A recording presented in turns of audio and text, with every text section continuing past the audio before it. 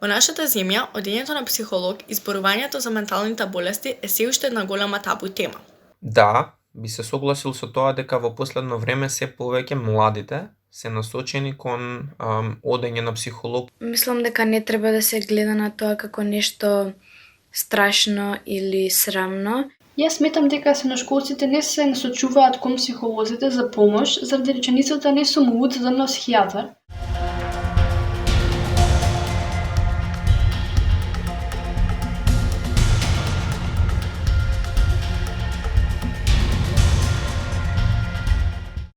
Ученички булинг, семејно насилство, слаби оценки, љубовни проблеми, зависности, а сега и пандемија.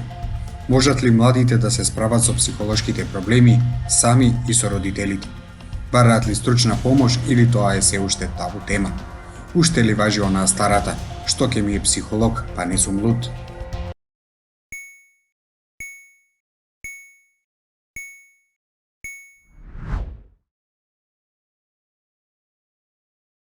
Не, сметам дека младите не бараат лесно психолошка помош. Според мене главни виновници за овој проблем се општеството во кое што живееме и менталитетот на самите луѓе.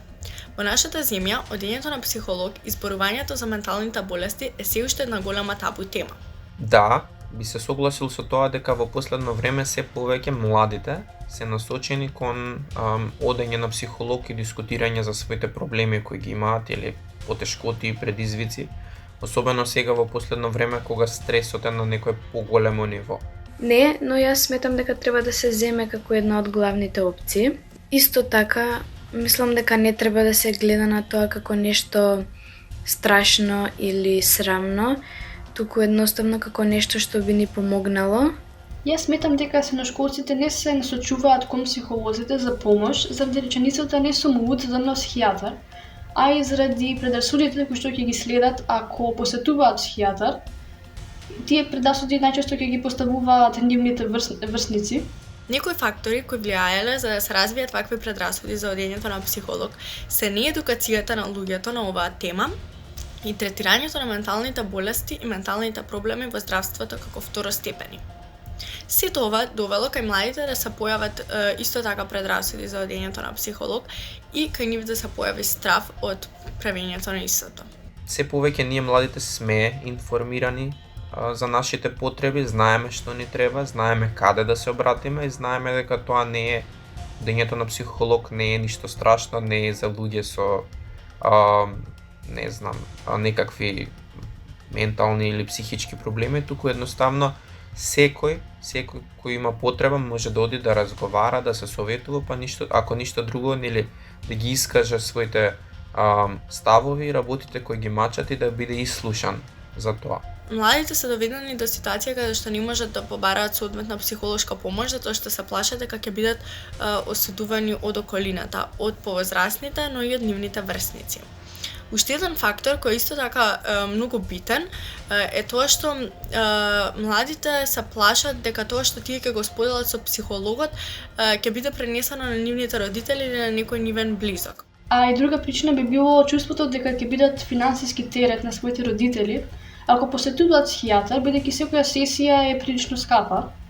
Мислам дека ние се повеќе не се плашиме да одиме на советување и разговори, туку едноставно сме отворени за било каков разговор.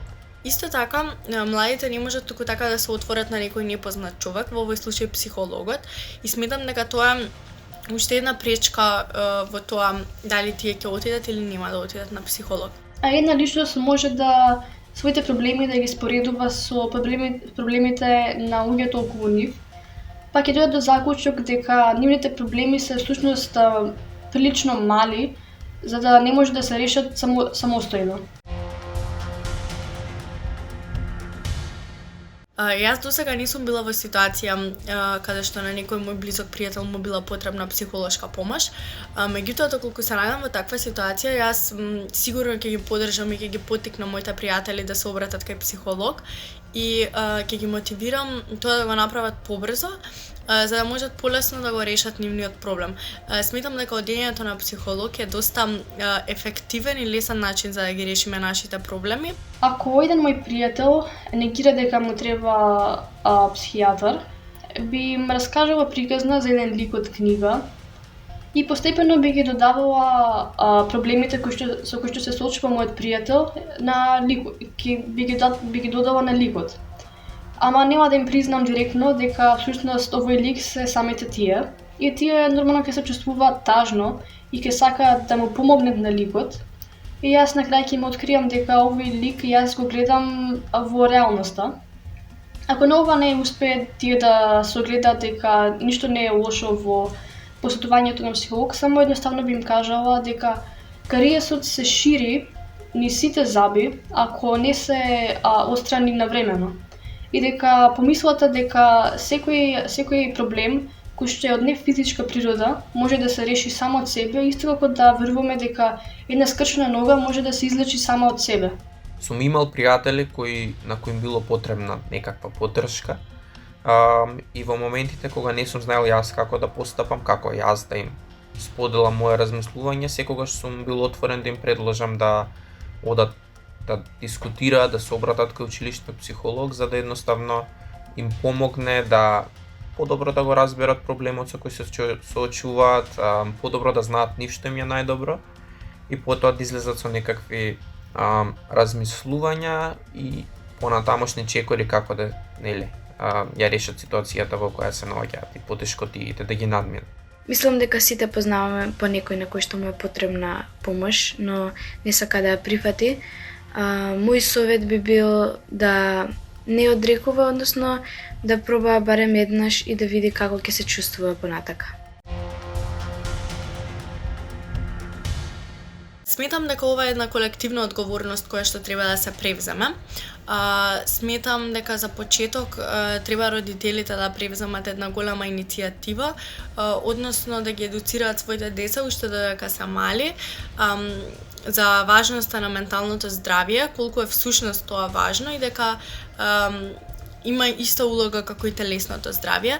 Треба секоја личност, особено секој средношколец кој што ги создава предрасудите за останатите за средношколците кои што посетуваат психолози, да се запрашаат дали ги создаваат овие предрасуди бидејќи сакаат да го прикријат фактот дека на нив им треба психолошка помош. Тоа што треба да се превземе, мислам дека на училишните психолози треба да им се дозволи, односно да им се обезбедат повеќе услови таму каде што е потребно и повеќе слободно време да им се даде за да можат да се посветат повеќе на учениците на кои им е потребна поддршка, отколку на некои административни работи кои треба паралелно да ги извршува. Сметам дека секој може да помогне во овие ситуации, едноставно со покажување на разбирање.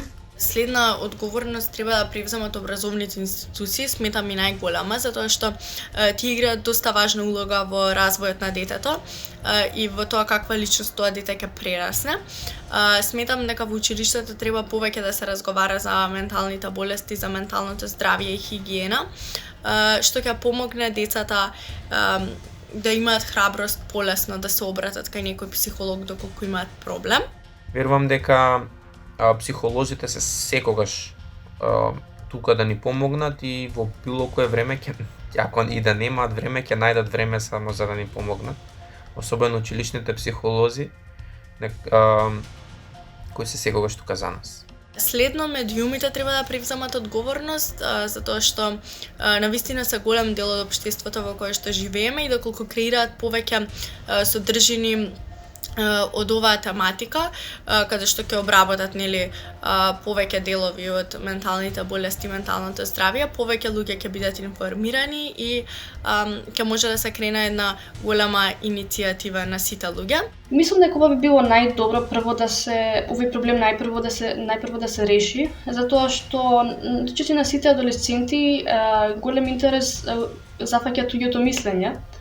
Па ако не постојат предрасуди околу посетата на психолог, мислам дека ќе се разреши првата бариера, најголемата бариера околу посетата на психолог од страна на средношколците.